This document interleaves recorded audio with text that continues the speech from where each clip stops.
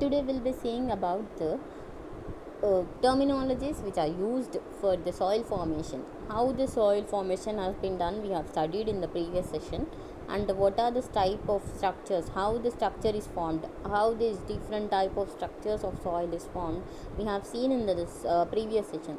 So that now the terminologies which are related to this soil, that means the type of this structure and the soil formation, in detail we'll see the all this. The first one is water content. What is water content now? The water content is nothing but it is the ratio of weight of water, that means the weight of water to the weight of solids is known as the water content. That means whatever the weight which is given to the particular soil particle, that is taken into the total number of weight of the solids also. Here we'll denote this water content with a capital W, as this will be indicating that even also for the mass of the water is equal to the mass of the total solids also, which we can give in the same way also for this water content, even for this water content in the same way which we are giving for the weight of water, whereas weight of solids also. As you can see the formula which is written here, that means weight of water, that the weight of water which is taken into consideration will be taken into that is W is equal to m suffix W into m suffix S into 100%. That means we are taking that one for 100%, where this is equal to for the normal soil solids which are given. And you can see the next one which is giving here is here that is for dry type of soil sample, as W by M suffix is equal to for the dry type of soil sample which we are taking into consideration. The next one is bulk density. As we all know, this bulk density is nothing but the total mass, whatever the total mass which is taken per unit weight, or is total mass per unit weight, and even it is for the total volume also. So that we will be indicating this with this formula. That means this formula, whichever the bulk density, that means gamma suffix B is equal to the water by volume, whereas this can be given with the units. The units which are given here is Newton per meter cube, or it is kilonewton per meter cube, is also taken into consideration for the bulk density of a particular soil sample. Next we'll see with the dry density of a soil, as this dry density is indicated with rho suffix D. That means D here it is indicating with the dry density of a soil sample, and this dry density of a soil sample for the particular soil sample will be taken as the unit, that means per unit total volume of a soil of mass is taken into consideration here. As you have a formula for this dry density here is this one, that means gamma D, that is for dry density. That means the water, the weight, the water with dry density given by the total volume, whereas its units here it is denoted, the units which are denoted here is kilonewton per meter cube, as we see that is kilonewton per meter cube for the dry density. And the next one is saturated dry density. That means the saturated, how the saturated soil will be there. As we all know, the saturated soil is nothing but whenever it is taking, that means the bulk density is of this saturated one is called as your saturated density. That means whenever the soil is getting saturated, and is that saturation is interlinked with the bulk density, it is called as your saturated density. As we all know, this saturated density which is indicated with gamma sat, as we are indicating this gamma sat as a saturated density, that is equal to the W, that means the water sat divided by the volume of a particular soil sample, and the units for this is kilonewton per meter cube, which is taken into consideration. And the next one is submerged density. As we indicate the submerged density, that is rho to the power hyphen. That means the submerged density of the soil mass, which is taken as the total unit, that means the total unit of the volume, which is also of a soil. That means the soil particles is for total unit of a volume, which is taken into consideration. And the next is unit weight of soil mass. As we all know, this unit weight of soil mass, which is defined as the weight per unit volume, that means individual unit per the unit volume is taken into consideration. Next is bulk unit weight, as we call it the bulk unit weight as gamma. This bulk unit weight is nothing but for the total soil mass per unit weight of a total volume. That means per unit weight how much the soil is taken into consideration, and that is for the weight of the, that means the total weight of the soil is also taken into that. Next one is dry unit weight. This dry unit weight is indicated by the gamma d. As we all know, this dry unit weight of the soil will be taken per total its total volumes. And the next is unit weight of solids. As we know, unit weight of solids is indicated by gamma s. This means the gamma s of a solid per total unit volume is taken into consideration. So this formula which is given for this is, you can see gamma s, that means gamma s suffix s is equal to the water which is given for solid divided by the volume of solids. And the next is submerged unit weight, and the submerged unit weight of gamma is equal to the submerged unit weight is the particular volume of a soil also. So that you have a formula for the submerged unit weight, that is gamma sub is equal to the weight of dry density divided by your volume, whereas this is indicating with a units of kilonewton per meter cube. And for the submerged unit, submerged, it is also can be written as this, this is also can be written as in this manner, that is gamma sat is minus gamma w, which will be giving your gamma w. Here it is nothing but the unit weight of volume, that unit weight of water. As we take this unit weight of water is equal to 10 kilonewton per meter cube. And the next one will be seeing saturated unit weight. As the saturated unit weight is nothing but that the definition of that is the ratio between the total weight of saturated soil sample to its total sample. And the next is void ratio. As this void ratio is nothing but the space between the soil particles, as the soil particles will be having a space of either a soil, or it is also having a soil particles based upon the space like water with the soil, or it is also has a air with water, or it is also possible to have air with solids. So the solids is nothing but the volume of, it is indicated with, that means the void ratio is indicated with E. That means the volume of voids divided by the volume of solids. Here V suffix V is this nothing but the volume of voids, and V suffix S is nothing but the volume of solids here.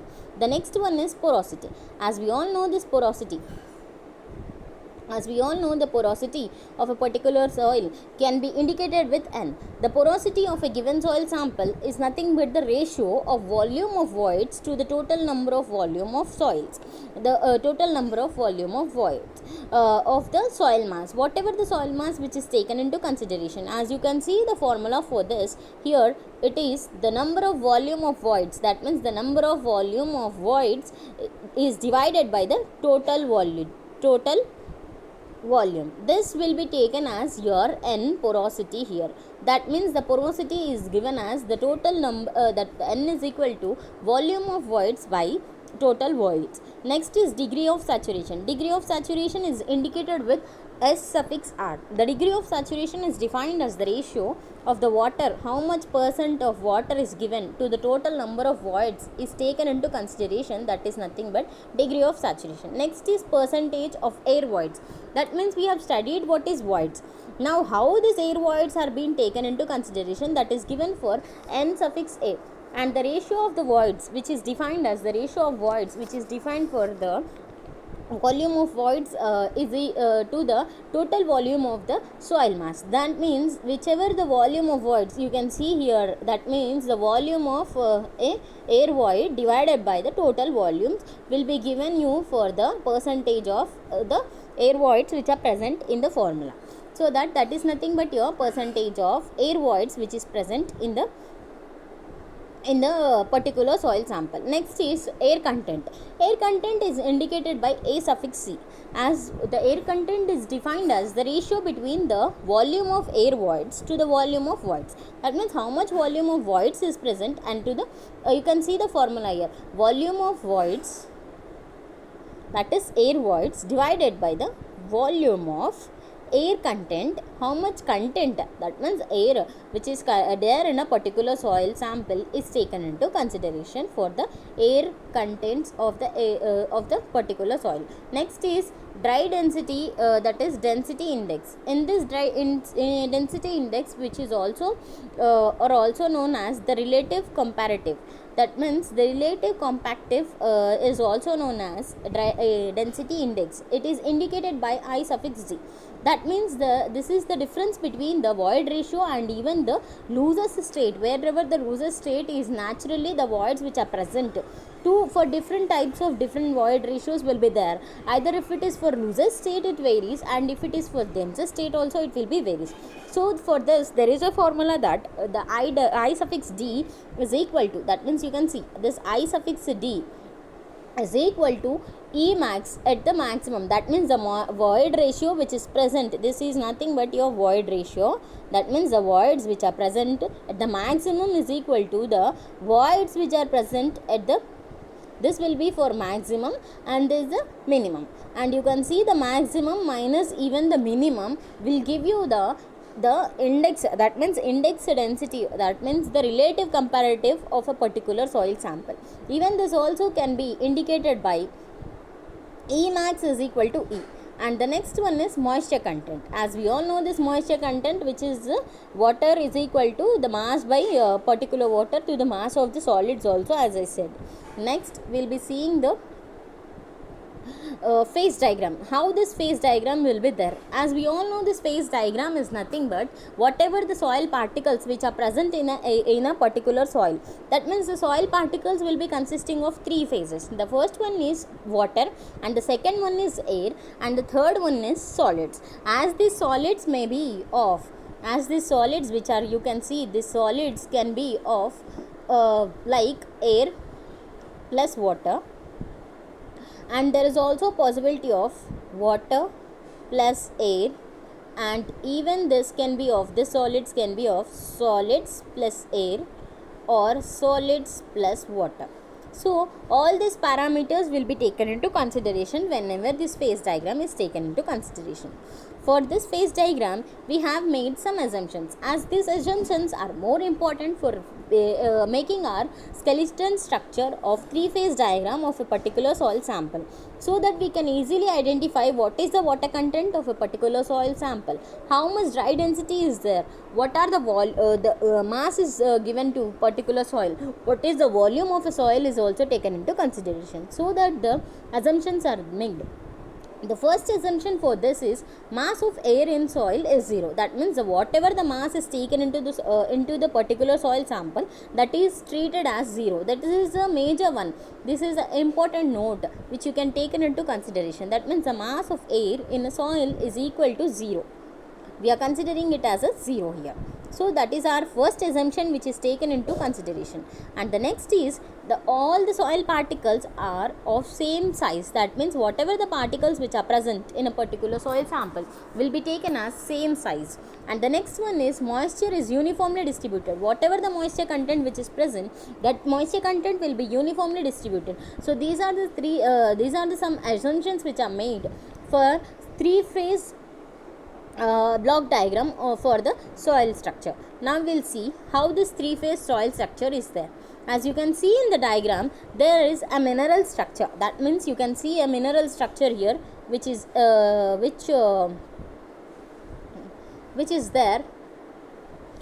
with a skeleton. That means you can see for the same mineral structure for the three different waves. And even you can see here for this an idealized, how this idealized one is there, and even you can see fully saturated even for the dry soil also there. And if you see the diagram here, that means we are considering the first one, for the first one which we are considering here will be air, water and solids. And for the second one which we are considering, for the same mineral structure, if the voids are present, will be water and even soil or solids also. Even for the third one, structure which will be of air and soil, as I said, this will be the three phase diagram which is taken into consideration when the voids are present. That means the soil particle consisting of three, that is air, water and solids. And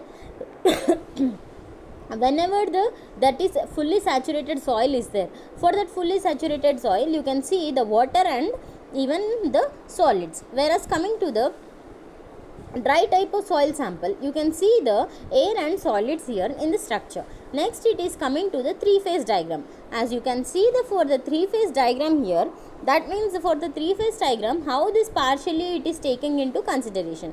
You can see here the diagram very clearly that there are three different type of particles. We are assuming these three different type of particles, that is air, water and solids. So that we are giving the ratio, that means how much, that means the actual distance here it is for weight of air, and here it is volume of air, and here in the same way it is for mass of air. And next is that is for the weight of water, and here it is the volume of water, and next is mass of water. And if you see the last one, it is weight of solids, volume of solids and mass of solids. So that we will be giving the next one is that this total all this will give you us the total weight of water plus air and even for solids is given as our weight. Now even for this all the three which is indicating, that will be giving us a volume, that means air, water plus solids will give us the weight. And even if you see here the mass also, the total mass will be given for us here with air, water and solids also taken into consideration. That means this is a three phase diagram which will be indicated. And you can see the two phase diagram next. Whereas in this two phase diagram you can see only the absence of air here. That means the air is not present. As we go for this, air is absent here. There is no air. That means it is not there here. Only we have water and even solids. So for this you will be taking only this two formulas. These two formulas, even for this also we will be considering for only the two formulas here.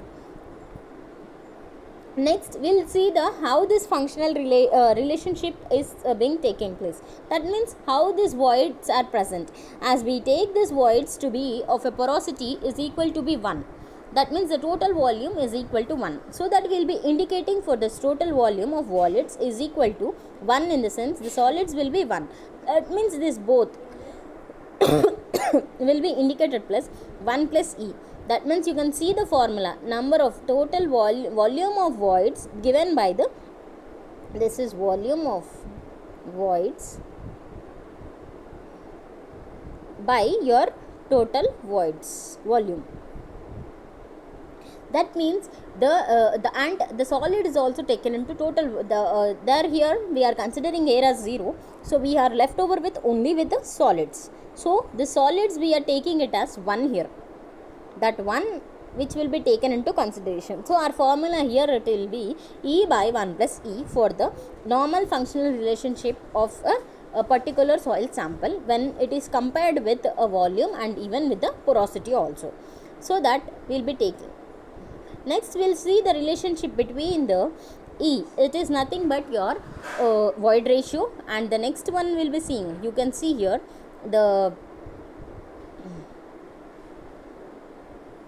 you can see here, that means the next relationship, whichever relationship which you are taking, that is void ratio, specific gravity and even water and solids. For these three we are taking the specific parameters, so that the volume of this will be taken into consideration. As we all know, this solids is treated as 1 in the before relationship, so that we will be considering the solids here also in the same way as in this diagram. You can see in the diagram also we are considering it as 1 plus E for the solids. That means for the total, even for solids we are considering it as 1, so that this is a relationship between all these parameters also. Next we'll be seeing the relationship between the that means the porosity and even the relationship between the void ratio. As we know, the relationship between the void ratio for the solids, it is taken as 1, so that it will be given as 1 here, or it is also given as, that means 1 plus E, that means the void ratio is also taken into consideration here. Thank you.